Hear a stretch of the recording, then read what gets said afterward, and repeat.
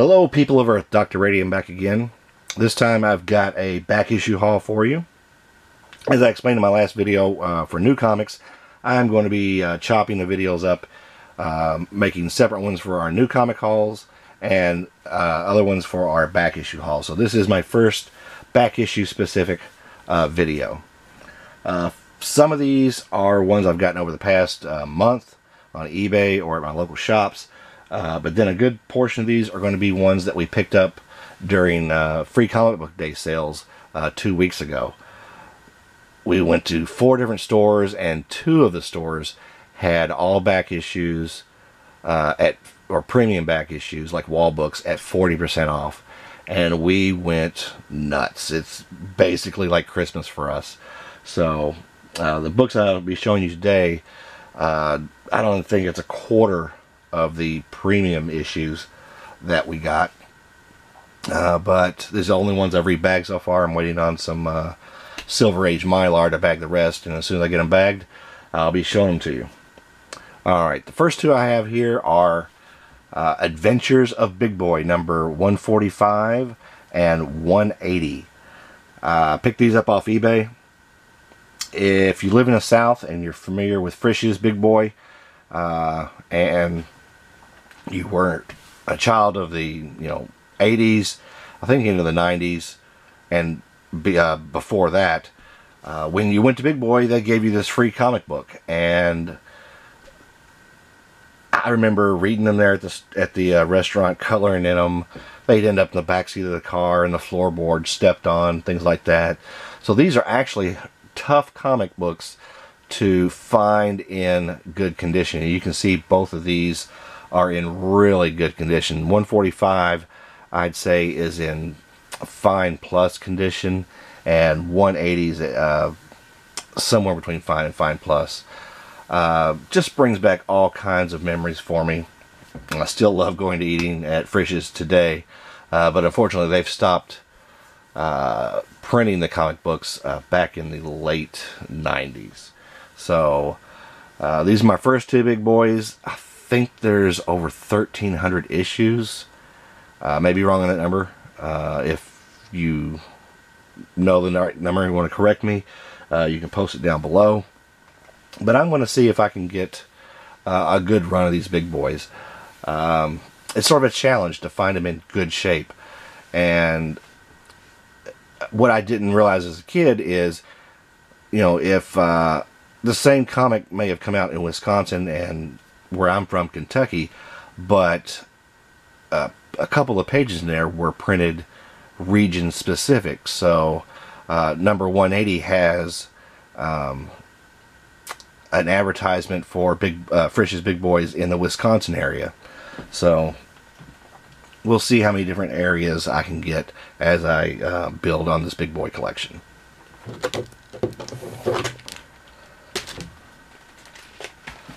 Next one, I got this off of no, I got this in my local comic shop, I believe. This is All-Star Western number 1 starring Pow Wow Smith. Not a character that many people know or collect, but it is number 1 in the series. It's probably a very good plus. Got a good deal on it. Here is another Western I just picked up recently. Jonah Hex number 1. Got a really great deal on that one. And this is a free comic book day one we picked up. To bookend that, Jonah Hex number 92, the last issue of that series. So now I've only got 90 issues in between to fill out that series. Jonah Hex is expensive, and only getting more expensive, so I need to get on the ball and start filling in that run. This next one was a 2-book pack they had packaged at one of the shops for free comic book day.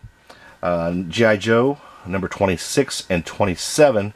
This is the origin story 2-parter of Snake Eyes. I never played with G.I. Joes when I was a kid, and when they first come out I didn't read them, but going back now and looking at them and reading them, I've gotten more interested in them, and here lately I've been picking up a few G.I. Joes here and there and couldn't pass this one up. Had this one, both of them marked for $10 with 40% off, so I got them both, you know, for $6, $3 a piece. Thought that was a pretty good deal. Alright, this was a wall book that was also 40% off. Peter Parker Spectacular Spider-Man number 4. Pretty good shape. I'd say it's in fine condition. I already have 1 through 3, and in the past year, Spectacular Spider-Man has started going through the roof on these early issues, so couldn't pass it up with 40% off. I figured I'd better get it now. I'd like to get the other ones in the first 10 issues and fill that out pretty soon before the prices go even higher. Oop. Didn't mean to do that. These next ones he had on the wall.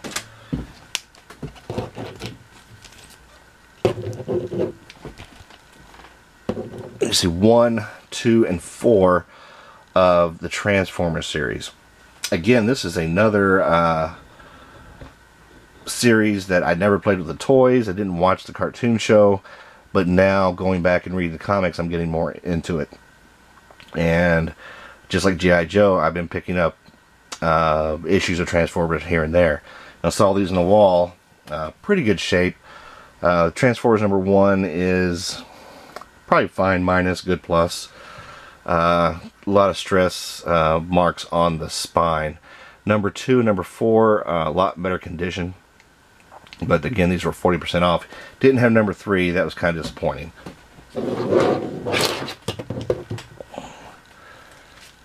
Same shop. Uncanny X-Men number 244. First appearance of Jubilee. She is in the next X-Men movie. So this is one that's probably going to spike here pretty soon. It's already spiked a little bit, but this is another one that's 40% off. One of the stores I went to had, they've gotten it on a normal basis. They've got this little box they keep of Silver Age stuff that is discounted. Sometimes it's damaged, sometimes it's not. You can find really good books in there, really good deals like this one. But on Free Comic Book Day, they were 40% off what was already marked down. So this is Atlas Comics Destructor number 1. I think they had $3 on this, and got 40% off on top of that. Another one out of that same box. I think this was marked at $5. 4-star Spectacular Giant number 6. Believe this is reprints. I don't know if there's any new material in it, but it's Superman, Superboy, and my favorite character, so couldn't pass that one up. This is one I've been looking for a while at a good deal. Got this one on eBay. The prices that have been going for it, it's just been a little bit too much that I wanted to pay, but this one I found for $20. Devil Dinosaur number 1. That was $20 including shipping. This is at least an 8.0, a fine condition, maybe a little bit higher. White pages, good color, a little bit of blunting there in the corner. Spine looks really good though. It's Kirby, my favorite artist of all time, so this is one I've been looking for a while in good condition at a right price, and finally got a hold of it. Alright, also picked up on Free Comic Book Day in the cheaper box, Son of Satan Marvel Spotlight, Son of Satan number 19. Nothing special about this one, but this was in the, like I said, the old Silver Bronze 8 discount box. This was another one marked at $3 and 40% on top of that. Really good shape. There's one nice little stress mark there on the spine. Other than that, it's a really good looking book. Couldn't pass it up. Alright, these last ones are the last 5 books I needed to complete this run, which is first issue special. First one's Lady Cop number 4. Got this one on eBay. Hard one to find, in good condition. I think I paid around $20 for it. A little bit more than I wanted to, but this is a series. It's only 13 issues long, but I've been trying to complete it and finally did, so went ahead and broke down and got it. Kirby here on Dingbats of Danger Street, first issue special number 6. Love the Kirby stuff with the kid groups. This is one that really didn't take off, but it's Kirby, so you can't really complain. Number 12, featuring Starman, one iteration of Starman. Number 11, Codename Assassin. Outside of this book, I have not read anything with Codename Assassin. I'm going to do a little bit more research on him and see if he's appeared anywhere else. And the last one I got this one off eBay too, to finish the run. Number 13, the last issue, Return of the New Gods. Now, the New Gods are a Kirby creation, but this is not Kirby on this book. I think this one and the Lady Cop are the two most expensive issues in the series. Alright, got one more book to show you, or two books technically. This is Tom Mix Western number 9. This is a book that is referenced in Seduction of the Innocent by Frederick Wortham. For those of you who know your comic book history, that's what led to the congressional hearings about violence and sexual content in comic books, and eventually led to the Comics Code, the stamp you see or used to see on all the comics. Newer comics, they just don't even bother with it anymore. But it definitely changed the history of comic publishing, and it really fascinates me on the history of it and how they could influence, basically free speech and change an entire industry. So I'm really interested in getting the books that were referenced in Seduction of the Innocent. Like to see for myself what was written about it, and look at the book itself and see, is it true? Because Wortham exaggerated quite a lot in his depictions of a lot of these books. Now, don't get me wrong, all these books did have a lot of sex in them. They did have a lot of gory horror and violence in them, but not all of them did. And a little bit about the book itself. This is a 2007 reprint, and if you go to Amazon or on eBay, you can buy these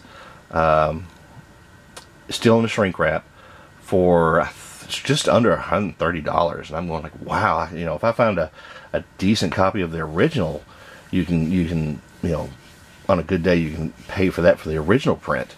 And once I went ahead and got this one for $30, I got lucky. No one outbid me, and I got this one $30. And when I got it, I realized that why it's so expensive, because this was a special reprint done, and there was only 220 copies in this run. So it's a pretty rare book. Still want to get a copy of the original first print, but this will do nicely until I can get one. Okay, on to Tom Mix. This is referenced in Seduction of the Innocent on page 323. If no one's ever noticed before, if you may not have noticed, in the Overstreet Comics Guide, for any comic that was referenced in Seduction of the Innocent, next to its entry in the comic guide, it will say Seduction, the abbreviation for Seduction of the Innocent, and the page reference, so you can find them very easily. And I knew this was a Seduction book before I bought it on eBay, but Overstreet really makes it easy for you to find the references. Okay, this is what Wortham wrote about this Tom Mix comic. Other instances also involved a good comic book. I had written an article for the National Parent Teacher magazine at their request on what are comic books, in which I said it is a great error not to realize that Western comics are just crime comics in disguise. The comic book Tom Mix, for example, has the story of an insane killer who hacks off people's hands with the bloody details fully illustrated. After this article appeared, I received a long-distance call from the editor in Chicago. She had been visited by a representative of the industry and also by their lawyer. She also received several letters. They persist in threatening me with libel action. They said that on account of the article they were losing $1 million a year. Later she sent me their letters. They objected to the one sentence of my article, calling it libelous reference, untrue, untruthful, and inaccurate. They said the story was about a dummy. They demanded a public retraction and correction, and threatened to turn the matter over to the attorney for libel action.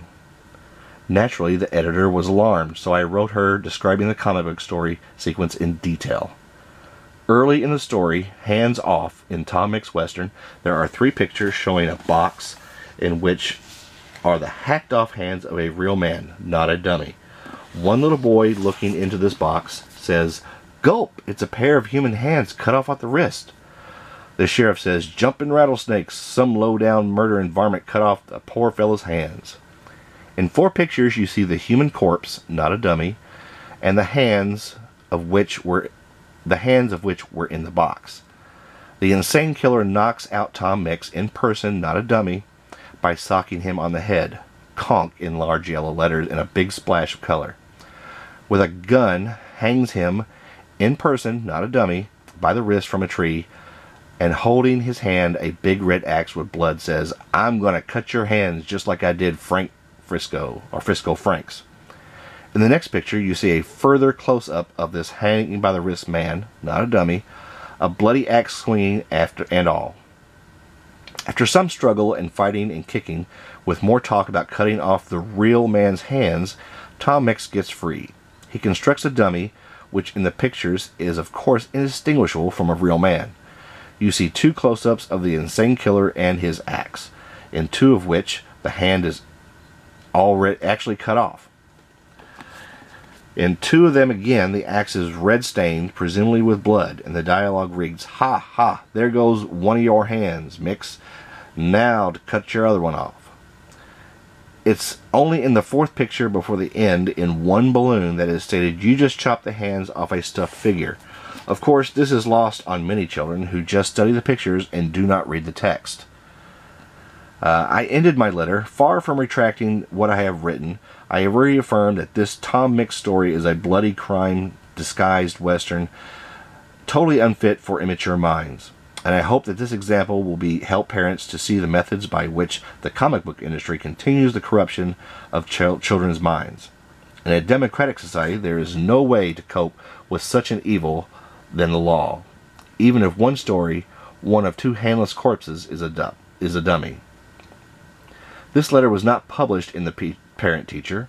The editor told me later that she telephoned the publisher, telling him what it said, and told him that if you people persist in threatening us, we will publish Dr. Wortham's letter in full. Later she received from the publishers, which ran true to form from the comic book stories and comic book publishers. It, the Tom Mix story, is not representative story and was purchased several years ago. The letter also conceded that some of the comic books on the newsstands are shocking, a disgrace, and probably harmful to children. The trouble is that all this, except for my original article, is unknown to the public. There is another point too, supposing that it had to be true that an insane killer had only hacked off the hands of a dummy. Would that be suitable for children? Okay, the first thing I have to comment on what he wrote here was back where he says it's only the 4th picture at the end in one balloon that is stated, "You just chopped the hands off a stuffed figure." Of course, this is lost on many children who just study the pictures and do not read the text. If that is the actual case, then why repeatedly in the what he wrote does he refer to the text that was in the comic. I mean, if kids aren't reading it, why even refer to it? But when it suits his purpose, he referred to it. The story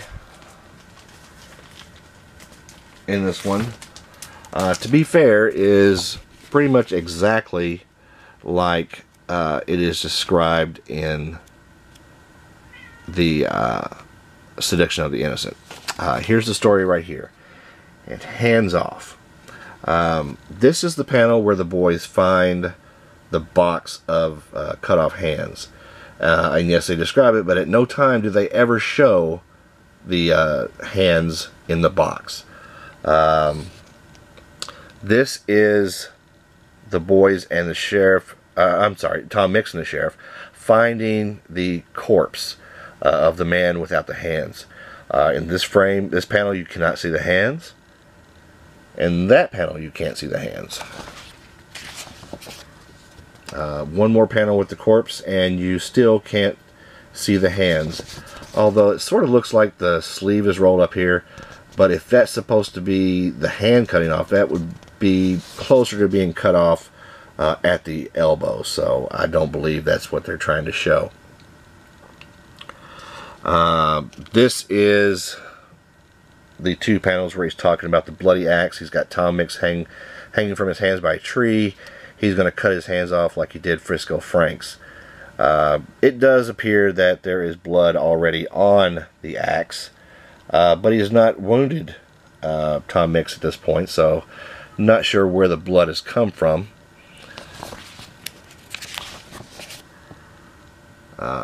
He swings it, but doesn't hit. Tom Mix kicks him, gets away. He heads back home, and this is the dummy sitting in the chair at Tom Mix. Now, like most stories back then, this is a twist at the end. They don't show him putting the dummy there until after the fact. So the killer walks in with the same bloody axe. Didn't wipe the blood off.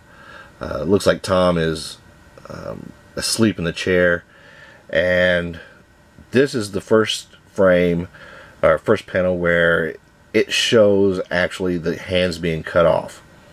But other than the blood on the axe, you can see there is no other blood. Here he is cutting off the other hand, and then Mix coming out to confront him. And during this exchange, he explains to him that that was a dummy that he put in the chair to fool him. I really don't see how that is as terrible as Wortham made it out to be. Is it a little graphic? Maybe for the younger kids.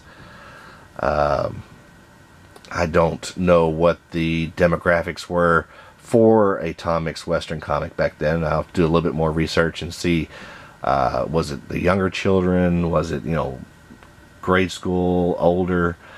But I think it wasn't a story that was too much to handle for a kid who was, you know, 10, 11, 12 years old or older. But this is just the first example I have of a comic used in reference with Seduction of the Innocent. As I read more of the book and get more of the comics that were actually referenced in the book, I'll be doing a few more little segments like this. They might come sort of far in between, because these are expensive books, especially the EC books, and those were very graphic books for the time. No doubt that those needed a little bit more regulation, or at least more regulation on how they were distributed and where they were sold, and to who they were sold. So as I get more, we'll discuss it more. If you like this video, go ahead and give me a thumbs up down below. If you didn't like it, go ahead and give me a thumbs down. Questions, comments can be left below, or email directly to me at drradium@gmail.com. Thanks for tuning in. This is Dr. Radium tuning out.